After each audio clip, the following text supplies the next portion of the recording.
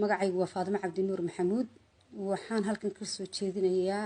gabay la yiraahdo Gayaan wuxuu daba socdaa gabaygii Gayaan ee nimca tirisay ma dhaliilahay nimca gabaygeedii laakiin waxaan dhaliilahay wiilkii ku hadlayay afka reerka ay ka soo jeedaan nimco oo taariikhda labada qoys geeska maray marka dhageys haboon inkastoona gabay rabin inaan gabadh ku bandheeyo oo dhammaan gabdhaha Soomaaliyeed guud ka wada saartay oo laftaydu gabadhaan oon xumaha goobaynin oo nimca yar Gayaan oo toona gubaynin laabteeda ninkii murtida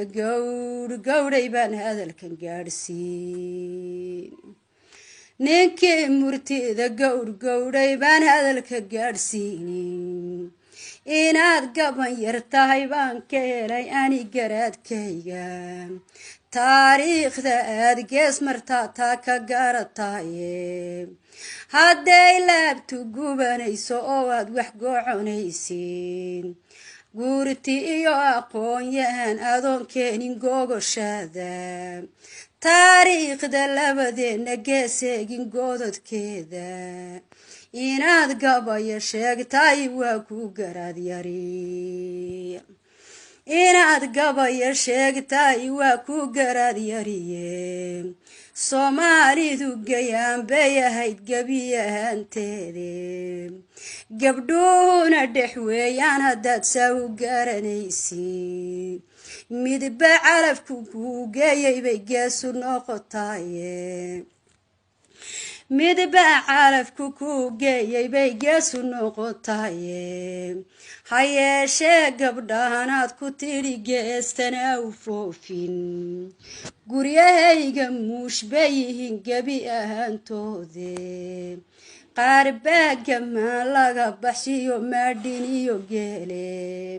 hawlyaaraan kuwaa noo galo jooga gurigeena gabaanaday dhaleen baa fadhiya goboladaydoo dhan gabaanaday dhaleen baa fadhiya goboladaydoo dhan hadday gaaja iyo igu ogtahay baahi igu gayfan oo geeru ii foofin oo dhaydu guri oolin oo geesa weyn iyo adhigu joogan gurigayga oo geesa weyn iyo adhigu joogin gurigayga oo ganacsiguna kala gooshahayn labada geesoodba gayigaan ku noolahay nimcadu aynan guuda oolin oo badroolku geecaacin oon webi galdaasyaynin maraakiibtu igu soo gudayn badda igu gayfan nimca imaynan goobteen haddaanan sharafu gaaryeelan nimca imaynan goobteen haddaan sharafu gaaryeelayn nimcooy wiilkanaad goobtayeed gabay ku baandhaysay ee goobtii ogaadeen aheed sharaftii guud saartay gayaankaagii weeye hadduu guurti xuuli waayo oo geeli kaa bixinin iyo maadhi lagu gayfay oo geesigii aadii ku dhalay faraskii loo geynin gobaanimadad nagu sheegtay baan geeska maraynaa